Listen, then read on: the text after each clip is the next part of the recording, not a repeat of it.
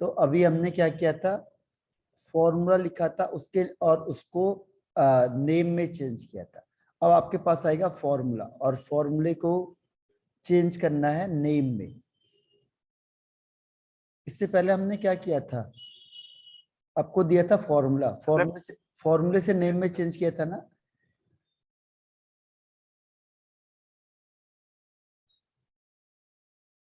Yes sir. अब name से formula बनना है। अब हम बनाएंगे नेम से फॉर्मूला, कैसे बनाएंगे। ठीक है, तो नेम से हम लोग फॉर्मूला बनाते हैं।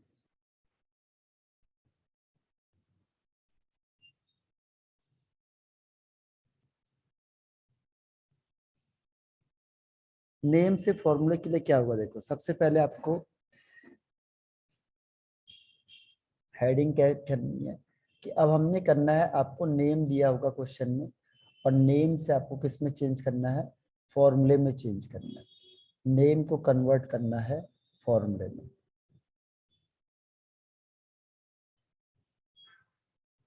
फॉर्मूले में कैसे करेंगे देखो,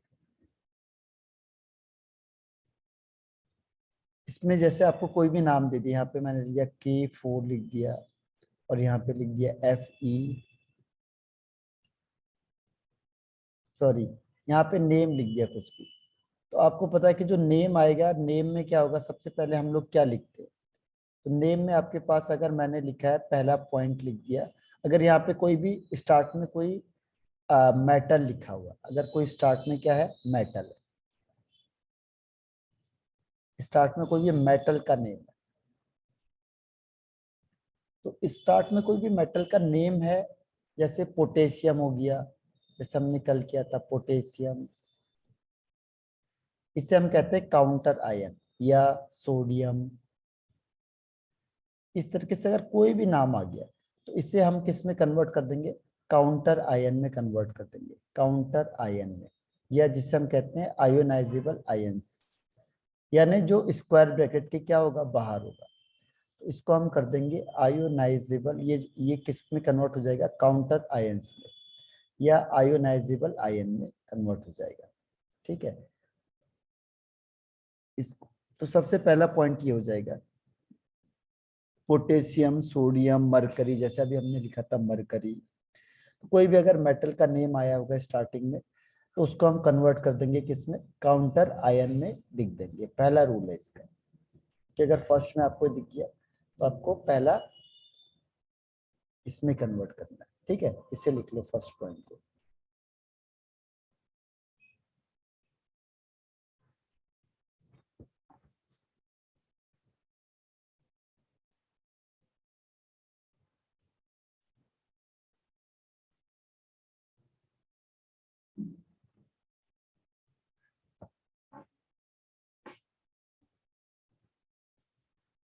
रिटर्न सर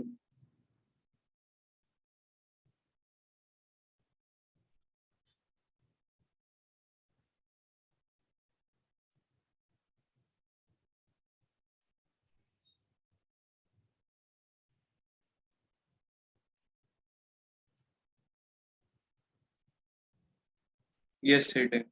फिर उसके बाद देखो सेकंड पॉइंट में हमने क्या करना है, ये लार्ज स्क्वायर ब्रैकेट को स्टार्ट कर देना है। इसके बाद हमने करना है स्क्वायर ब्रैकेट, स्क्वायर ब्रैकेट।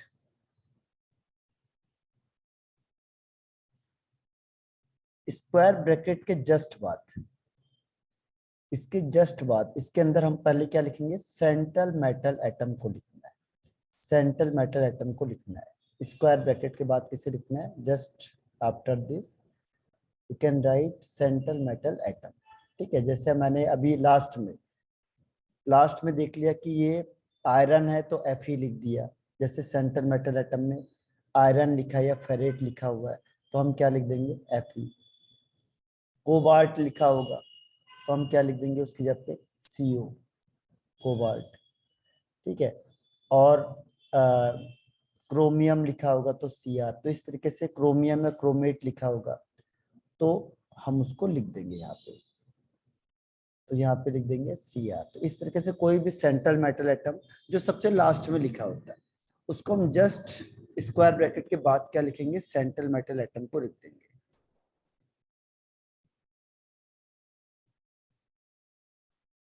झंडा ऊंचा रहे हमारा। मैं पहले भी आया था तब मैंने एक बात कही थी।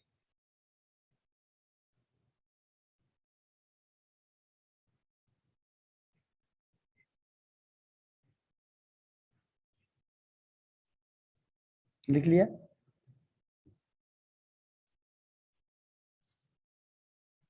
से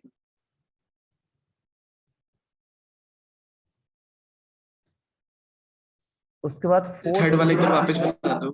थर्ड वाला है कि जब स्क्वायर ब्रैकेट आप स्टार्ट करोगे, पहले आपने स्क्वायर ब्रैकेट लिखा, इस स्क्वायर ब्रैकेट में या लार्ज जो ब्रैकेट है इसके जस्ट बाद आप क्या लिखोगे, मेटल लिखोगे। जैसे आयरन आ गया तो Fe लिखेंगे, अगर क्रोमियम आ गया सबसे लास्ट में लिखा होता क्रोमियम तो Cr।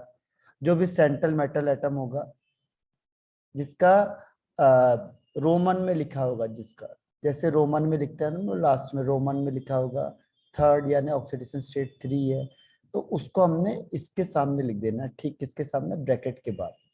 जो ये बड़ा ब्रैकेट है इसके बाद किसको लिखेंगे, सेंट्रल मेटल एटम को। तो यहाँ पे किससे लिख देंगे, सेंट्रल मेटल एटम को। ठीक है,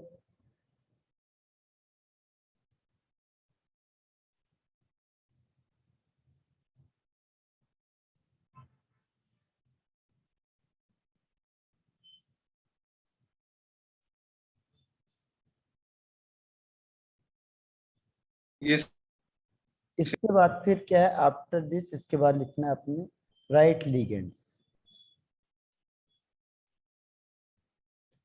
अब उसके बाद फिर इसके बाद after central metal atom, central metal atom को लिखना है अपने, लिगेंड्स को लिखना है, और ये भी कैसे लिखना है, alphabetically, alphabetically with prefix. Prefix का मतलब वही हो गया डाई ट्राई टेट्रा के लिए, तो राइट लिगेंड्स लिखना है आफ्टर सेंट्रल मेटल एटम। जो सेंट्रल मेटल एटम होगा उसके बाद आपने लिगेंड को लिखना है, और यहाँ पे भी अल्फाबेटिकली यूज करना है आपने।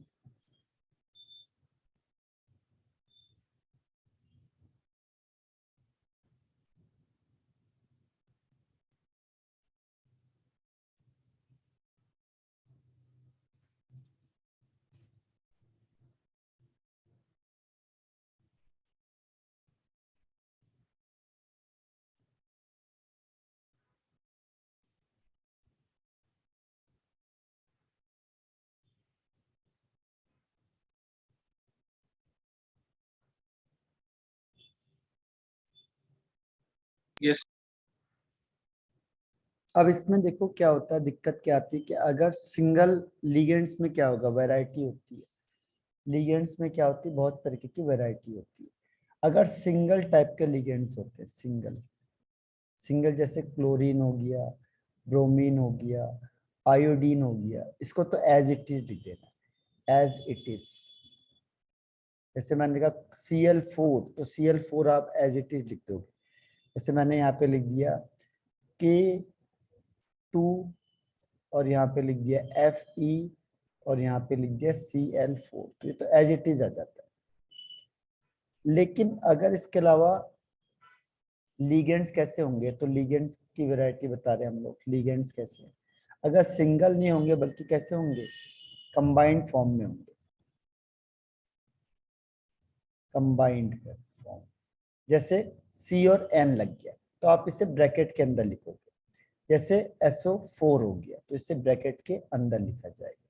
जैसे नाइट्राइट हो गया, नाइट्रेट, जिसमें कंबाइंड का मतलब दो या दो से ज्यादा क्या होगा, जैसे दो हो गया, ये CO हो गया, NH3 हो गया, इसे आप ब्रैकेट के अंदर लिखोगे आप।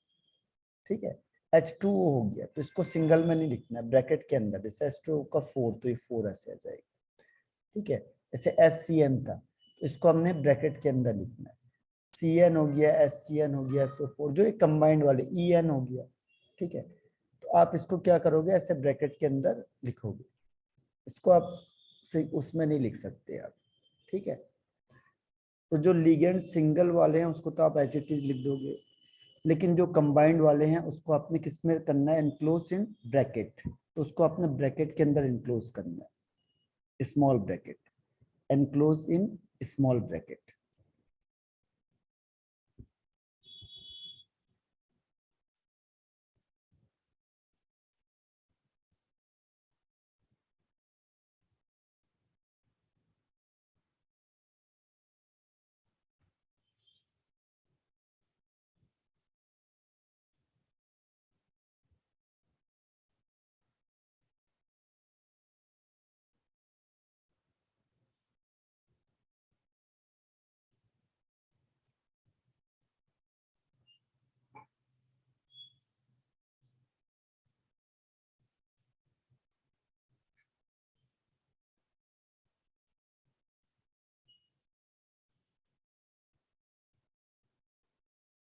Yes, I did. अब इसके बाद देखो नेक्स्ट इसमें आता है कि अब आपने दोनों स्क्वायर, जैसे सारे लिगेंड्स लिख दिया आपने, दोनों स्क्वायर बंद हो गए।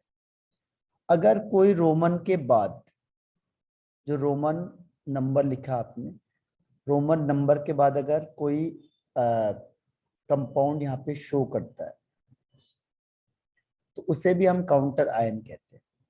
सपोज ये इसके आगे यहाँ पे लिख दिया SO4 लिख दिया, यानी इसके आगे उन्होंने लिख दिया सल्फेट, तो सल्फेट लिख दिया तो हम इसको क्या करेंगे, ब्रैकेट के बाहर लिखेंगे। अगर जो काउंटर आयन, एक होता है फ्रंट का और एक होता है बैक वाला, तो अगर बैक का जो काउंटर आयन होगा उसको हम कहाँ लिखेंगे,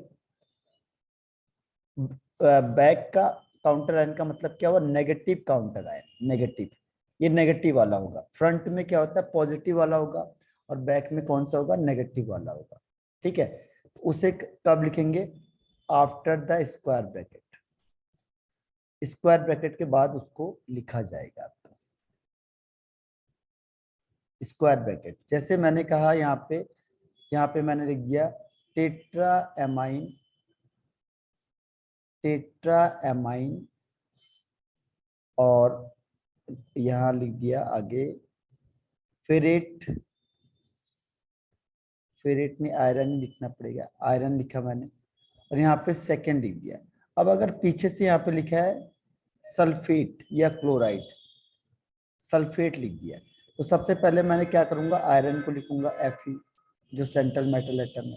उसके बाद लिगेंड को लिखा जाएगा, एमाइन के लिए NH3 होता है, टेट्रा का मतलब ये 4 हो गया, ब्रैकेट क्लोज हो गया। अब जो यहाँ तक आ गया, रोमन से पहले पहले आ गया, वो सब क्या है, स्क्वायर ब्रैकेट के अंदर है। अगर ये इस रोमन वर्ड के बाद भी कुछ लिखा हुआ है तो उसको हम कहाँ लिखेंगे, इस स्क्वायर ब्रैकेट के आउटसाइड में लिखेंगे, outside the square bracket, after means outside, outside the square bracket, इसको बाहर लिखना है। सल्फेट के लिए SO4 ये लिखा जाएगा। तो दो तरीके के काउंटर आयन होते हैं, एक फर्स्ट वाले जो फ्रंट में है, या फिर जो लास्ट में लिखा होगा। ठीक है, तो दो तरीके के यहाँ पे काउंटर आयन हम यूज कर सकते हैं, तो इसे लिख लो आप, सेकंड वाला।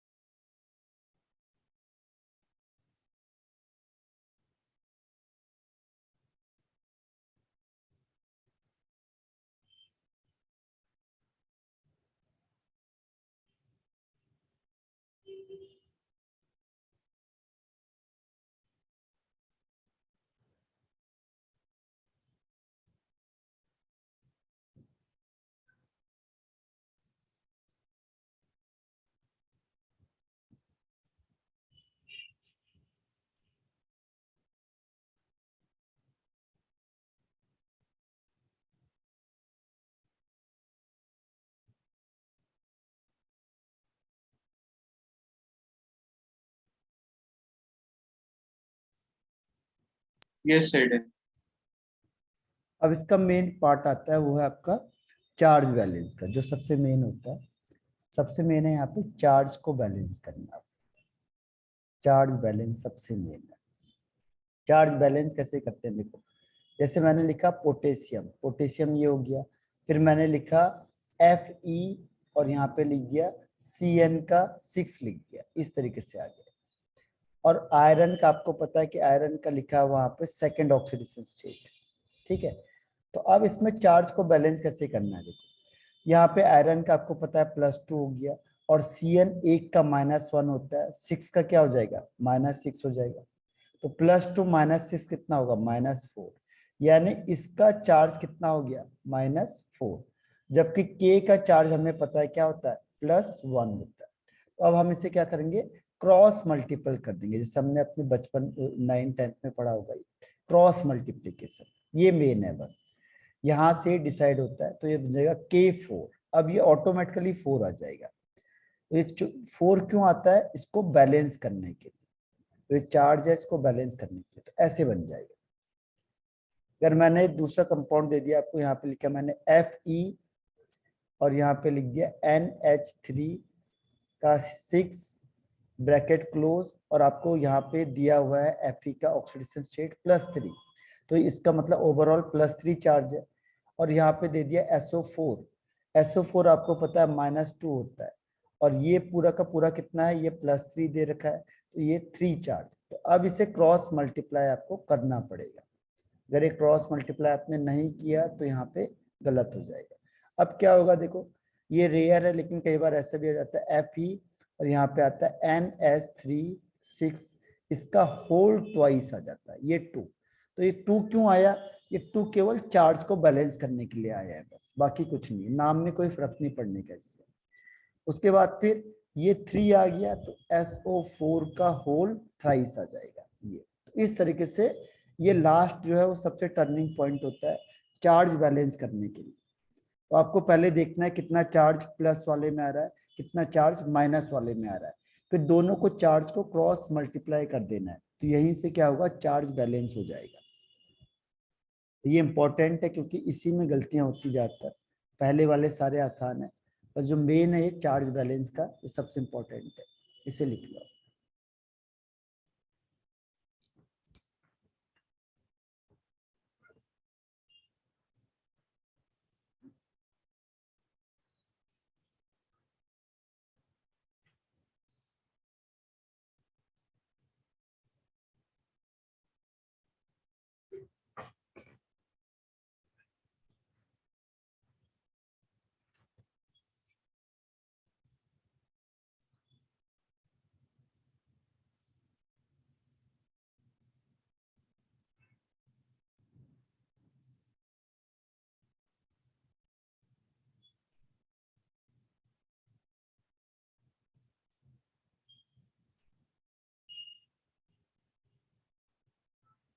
Yes, certain.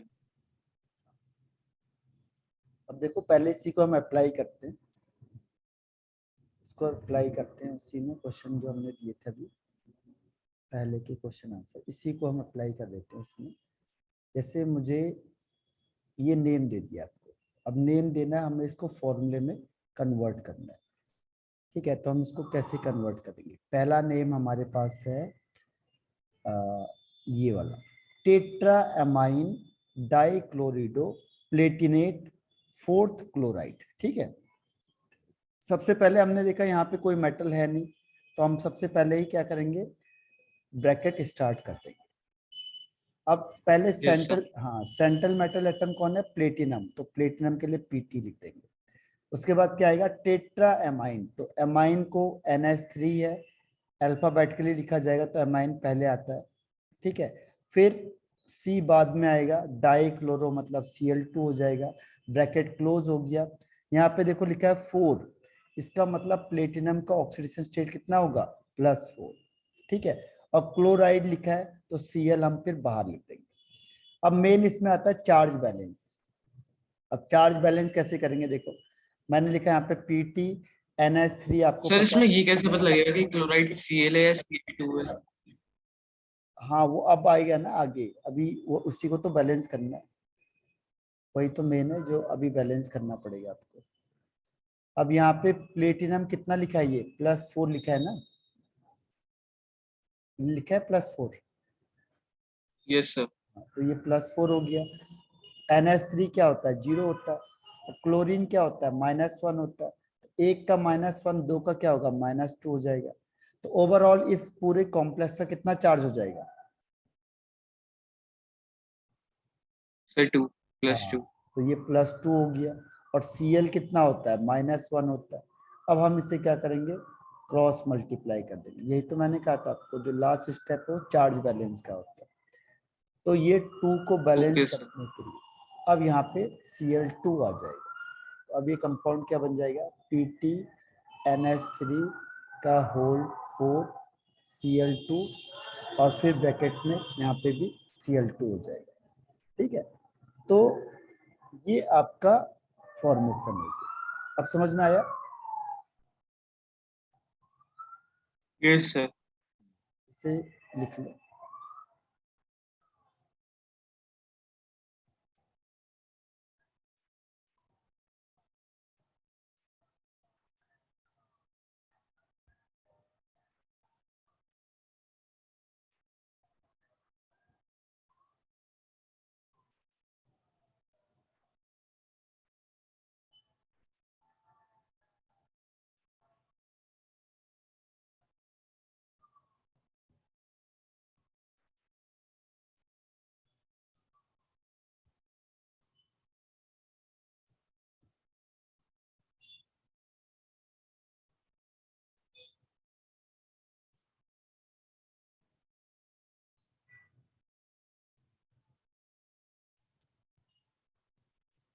रिटर्न।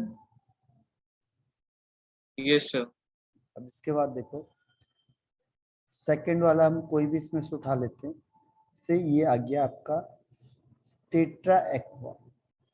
ठीक है, tetra aqua डाइक्लोरिडो, tetra aqua डाइक्लोरिडो chromium. देखो इसके आगे कुछ नहीं लिखा है, सेंट्रल मेटल एटम, तो हम पहले ब्रैकेट स्टार्ट कर देंगे। अगर उन्होंने लिगेंड से स्टार्ट कर दिया तो आप डायरेक्ट क्या करोगे, स्क्वायर ब्रैकेट स्टार्ट कर दोगे।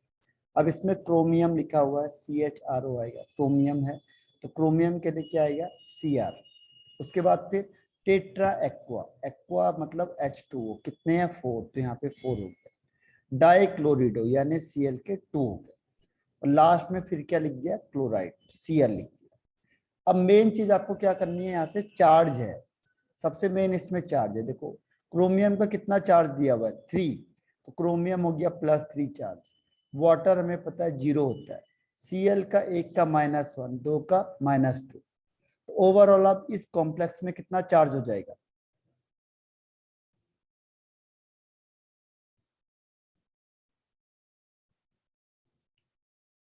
+3 -2 कितना हो जाएगा, +1।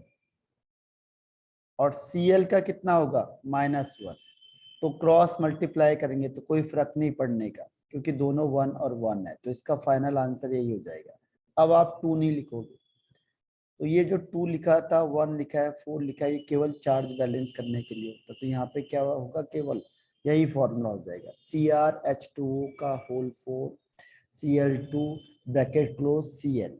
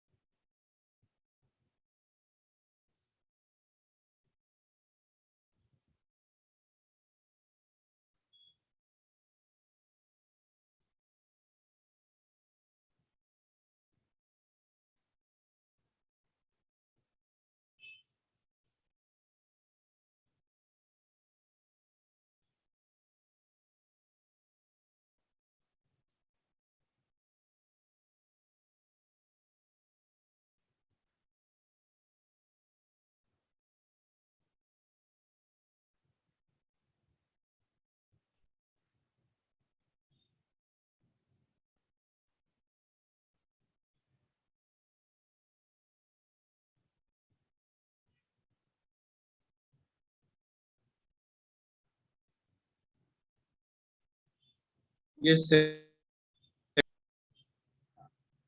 इस तरीके से आपको ये नोमेनक्लेचर करने हैं। इसमें से आप कोई भी उठा सकते हो क्वेश्चन को।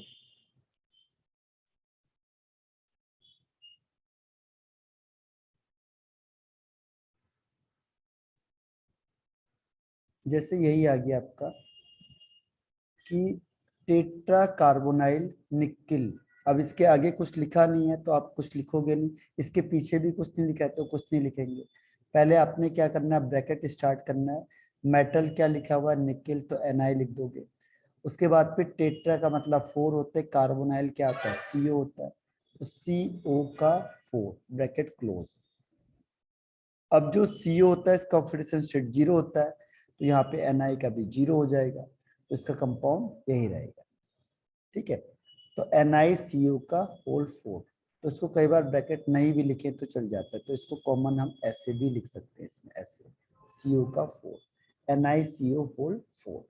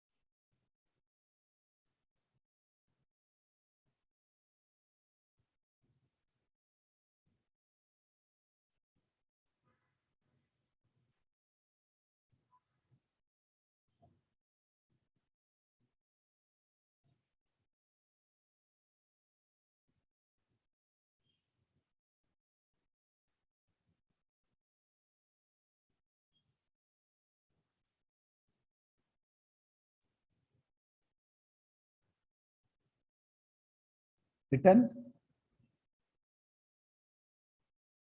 yes sir, इसके बाद है नेक्स्ट है टेट्रा टेट्रा एमाइन। पहले इसके आगे कोई मेटल लिखा नहीं है तो हम पहले ब्रैकेट को सर स्टार्ट, स्क्वायर लग जाएगा पहले, हाँ पहले स्क्वायर ब्रैकेट में। रख जाएगा। उसके बाद फिर मेटल देखो कौन है, कोबाल्ट है, CO। फिर टेट्रा एमाइन है, एमाइन यानी NH3 है, इसका 4 हो गया। उसके बाद फिर एक्वा है, एक्वा में डाई ट्राई टेट्रा कुछ नहीं लिखा है तो वाटर लिख दो। उसके बाद सर क्लोरीन क्लोराइड भी सीधा आ जाएगा, हो जाएगा, Cl, ब्रैकेट क्लोज। फिर क्लोराइड। अब देखो Cl, इसकी ऑक्सीडेशन स्टेट कितनी लिखी है, ये मेटल की सर लिखी प्लस है +3 है। अब ओवरऑल देखो इसमें कितना चार्ज आ रहा है। ठीक है, ओवरऑल चार्ज देखेंगे, देखो ये +3, ये 0, ये 0, ये ये -3। 0, ये -1, तो तो बताओ सर ये +2 कितना आ रहा है जाएगा? चार्ज, ये कितना हो जाएगा, सर +2, ये +2 हो गया। और Cl कितना होता है, सर -1, तो क्या तो सर करेंगे, इंटरचेंज होके Cl2 आ जाएगा इसमें। हाँ तो ये Cl2 आ जाएगा। आप समझ में आया 2 क्यों आ रहा है, 1 आ यस रहा है, सर, 2 आ रहा है, इसका reason ये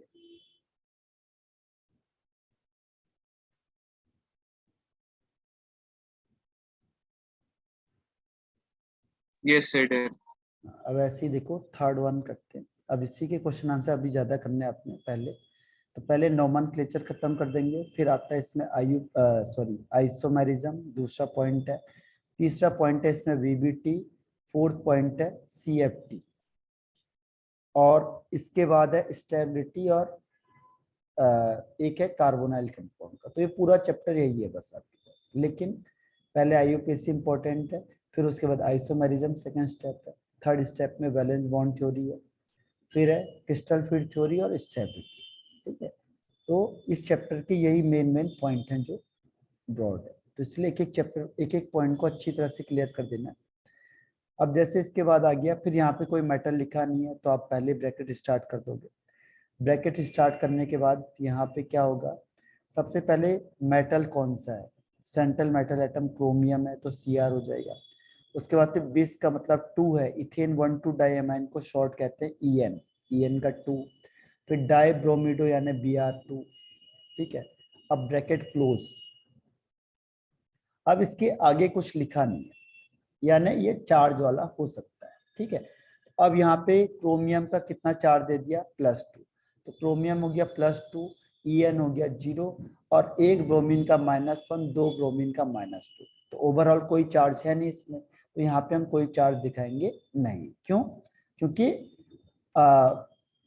ये जितने प्लस है उतने ही माइनस हो रहे, तो एक कॉम्प्लेक्स को हम न्यूट्रल वाला दिखाएंगे, ठीक है। तो इसका क्या हो जाएगा फॉर्मूले में, इसका फॉर्मूले में हो जाएगा Cr और आगे En का होल ट्वाइस और ये Br2 ब्रैकेट क्लोज। बस इसका जो फॉर्मूला है वो यही होगा। समझ में आया?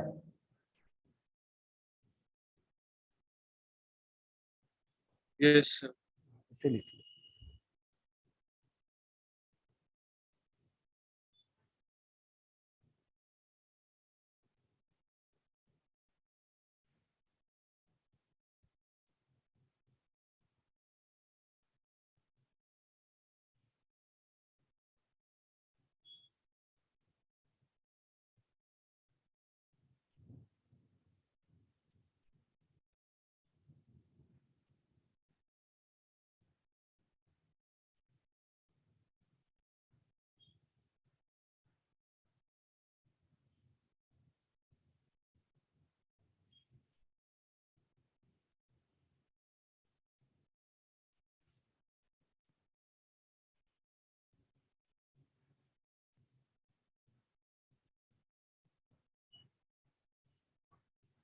Yes sir.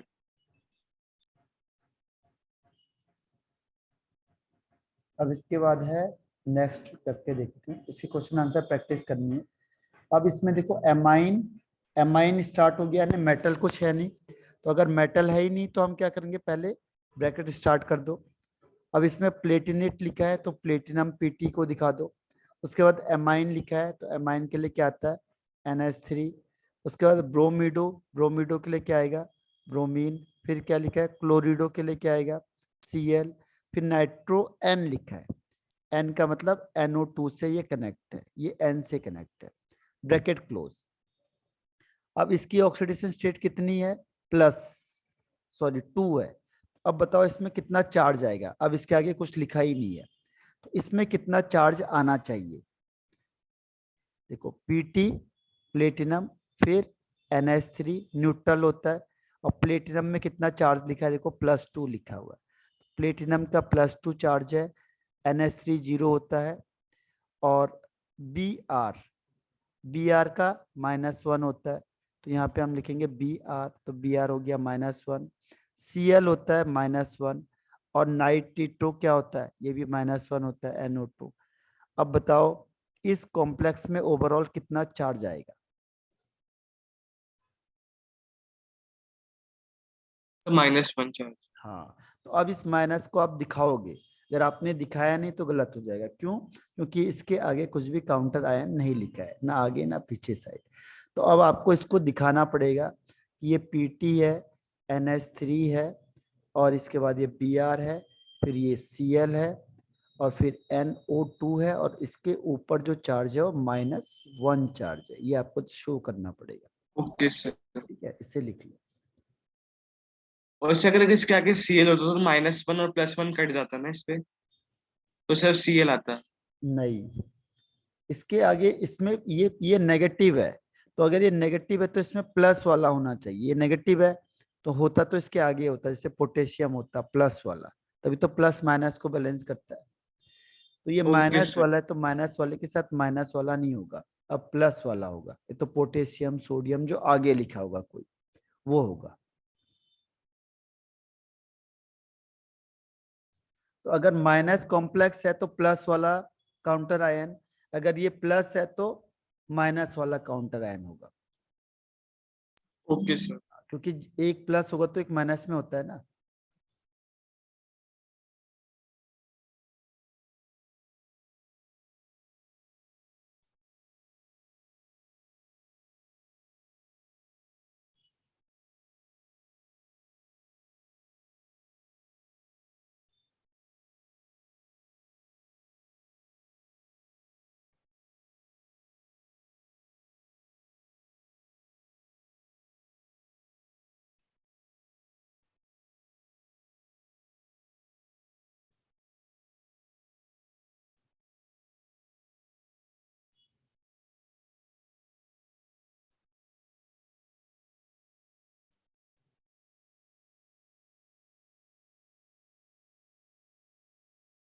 Yes sir dead. इसके बाद है एक और है, देखो इसमें से एक बार कई बार ऐसे भी लिख सकता है। देखो आयरन का लिखा है आपको, आयरन यहाँ पे लिखा है 3, क्योंकि जब आपको कोई मेटल दे दिया स्टार्टिंग में और उसका वेरिएशन वाला होगा तो उसकी ऑक्सीडेशन स्टेट भी यहाँ पे लिखी होती है। तो यहाँ पे आयरन को 3 लिखा है, यानी जो बाहर वाला आयरन होगा उसका ऑक्सीडेशन स्टेट कितना है, 3 है। तो जो आपने बाहर लिखोगे इसका ऑक्सीडेशन स्टेट कितना हो जाएगा, 3 हो जाएगा। इसके बाद फिर ब्रैकेट स्टार्ट, फिर लिखा है हेक्सासाइनो फेरेट, फेरेट का मतलब फिर आयरन, और इसके हेक्सासाइनो का मतलब Cn का कितना है, 6 है। और अब इस आयरन की ऑक्सीडेशन स्टेट कितनी लिखी है, 2 लिखी है, तो ये हो जाएगी 2। अब इसे बैलेंस करना है। देखो Fe तो कितना हो गया, 3 हो गया, इसका होता है +2 और Cn होता